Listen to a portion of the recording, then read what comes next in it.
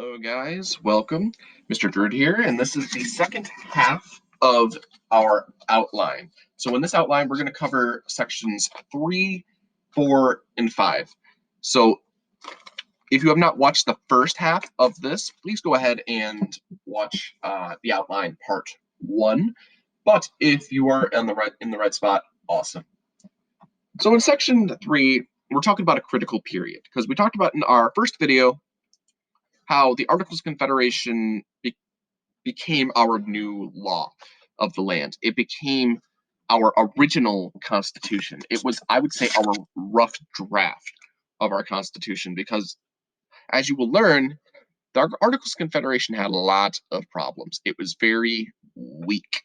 It had many, many weaknesses. First, Congress could not raise money or tax the people, and so they could not pay debts. They could not pay the debts to other countries, and we gained a lot of debt from the American Revolutionary War, and that was super important that we could raise money. So please know that Congress could not raise money, and also different states could make their own money. We don't have that in here. That's a good piece of information to have, is that also it made our money kind of worthless. So a lot of countries didn't respect us. Congress also had no power to regulate trade, so trade was insane. People can trade whatever they want, however way they want, and the federal government could not do anything. The national government could not do anything, so Congress had no power there. We did not have a president. We did not have an executive branch. All we had was Congress. We had a national Congress, and that Congress was weak because, if you remember, we are a confederacy. We were a confederation of states. That means the national government was weak and the states were strong. So that is another major weakness we had. And I know we didn't, I didn't have you guys write this down. It's in blue. I'm actually going to change it to red because I want you to write it down. Is Shays' Rebellion. Shays' Rebellion was a man named Shay, and he was upset with the newly formed government. They were upset because of taxation, and they were upset with how inflation and how things were just not good under their Articles of Confederation. So he took arms with a bunch of people and tried to basically protest and take over, and that did not really work. We were able to shut him down, but this was a huge wake-up call to the central government or the national government, because they said, you know what? We need a stronger central government. We need to make sure that we can tax, and we need to make sure we can trade, and we can make sure we're more unified. And the Articles of Confederation made us weak, not strong. So they said, you know what? Something needs to change. So Congress decided to convene at the Constitutional Convention. This is where delegates came from each colony, or not colony, state, and they came together to want to revise. If you could see here, they wanted to revise the Articles of Confederation. They didn't want to change it. They didn't want to replace it. They just wanted to revise it or change it. However, as you learn, that isn't what happened. The Articles of Confederation were too weak. They were too unstable. So this idea of the Constitutional Convention went from, we want a revised Constitution, to eventually we need to create a whole new style of government. We cannot be a confederacy, because a confederacy, in most cases, rarely ever works because it makes things too unstable, too weak. So that leads us into section 4. They couldn't change the Constitution, so they decided that they needed to create a new government, a new style of government. And there's a few ideas in how this government should be. There's a few plans that get introduced. The first was the Virginia Plan. This plan called for a strong central government that had a bicameral legislature. Now, that word, bicameral, It's pretty odd.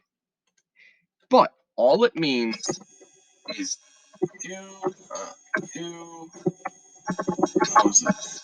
All it means. I means two, and cameral means house. So two houses they wanted two house of legislator. And this plan said that Congress would be determined by the population of each state. So if a state has more people in it, they would get more representation in Congress. That means they'd have more people in Congress. If they had less people in Congress, less people in their state, they'd get less people in Congress.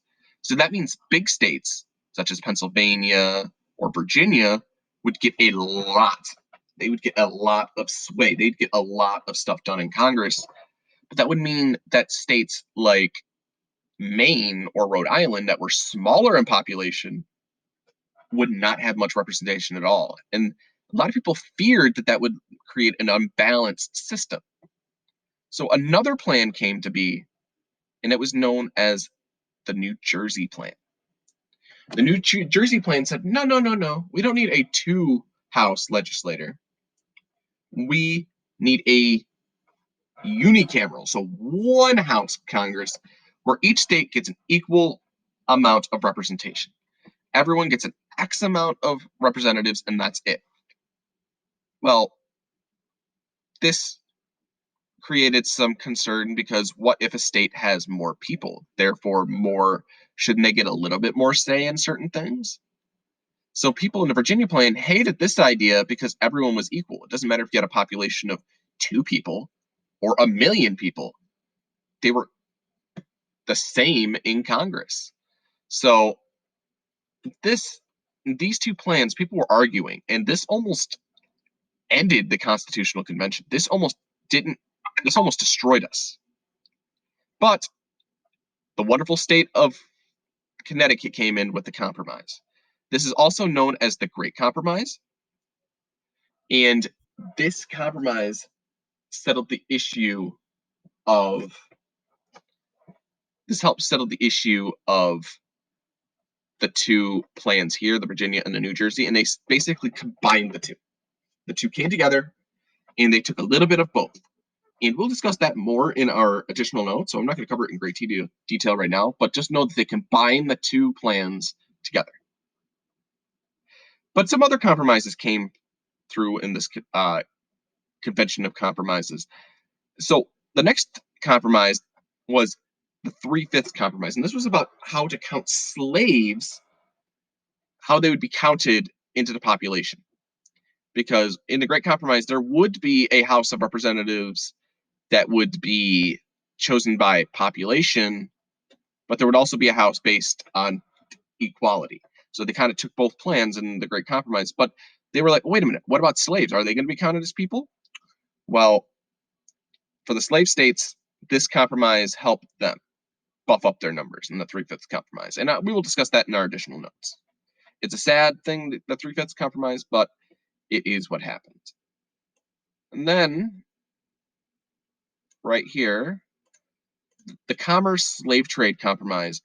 This basically just said that the slave trade couldn't end until 1807. So we could not stop the slave trade. And also, I'm going to type it here, Congress could not tax exports. So that's also important to know. I would write that down as well. I'm going to make that red for you. So compromises happened, and again, we'll cover all of this in more detail in our additional notes. So after this, they said, all right, these compromises, it made the Constitution more appealing. But the fight isn't over. They have to ratify it. They have to make sure that everyone said, yay, we want this. Ratify just means make it into law. And there were two groups. The Federalists, these were basically our first political parties. So the Federalists wanted the Constitution. They wanted to be ratified, and they wanted the strong national government. Now, as you can imagine, the anti-Federalists, because of the word anti, they were opposed to the Constitution. They thought it would make the government too powerful, and they wanted the power to remain with the states. Now, the people who were in the Anti-Federalists, they were not people that were unwise. They understood that the Articles of Confederation were weak. So they understood that the Federalists were somewhat right in wanting a constitution, even though that they kind of didn't want it.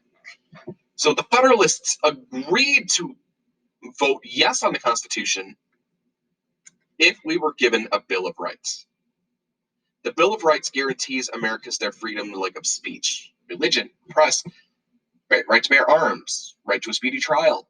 These rights, the first 10 amendments of the Constitution, were thanks to the Anti-Federalists. If it weren't for the Anti-Federalists, we would not have a Bill of Rights.